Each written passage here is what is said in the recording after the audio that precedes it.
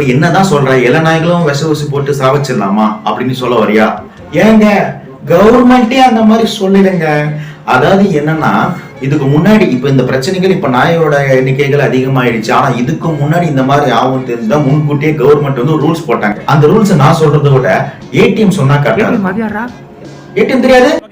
ATM என்னல? அழகிய தமிழ் மகள். போட்டு விடு. உங்க ஏரியாவுல நாய்கள் தொல்லை அதிகமா இருந்துச்சுன்னா எங்களுக்கு ஃபோன் பண்ணுங்க.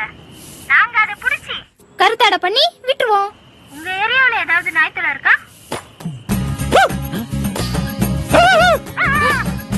நம்ம அழகிய தமிழ் மகன் சொன்னதை நீங்க கேட்டிருப்பீங்க. அதாவது அப்பவே கவர்மெண்ட் போட்ட ரூல்ஸை வந்து அதிகாரிகள்லாம் ஸ்ட்ரிக்டா ஃபாலோ பண்ணியிருந்தாங்கன்னா நாய்களோட எண்ணிக்கை அதிகமா இந்த அளவுக்கு உயர்ந்திருக்கு. இப்பவும் எதுவும் கெட்டு போல. அரசாங்கம் வந்து அதுக்கான ரூல்ஸ் அண்ட் ரெகுலேஷன்ஸை கரெக்டா ஃபாலோ பண்ணி சில திட்டங்கள்லாம் மாத்தி அமைச்சாவே நம்ம வெளியே வரலாம். ஹேண்டில் கீழே லிங்க் இருக்கு, அதை டச் பண்ணீங்கன்னா ஃபுல் வீடியோ வரும். அப்படி மறக்காம சேனலை சப்ஸ்கிரைப் பண்ணுங்க.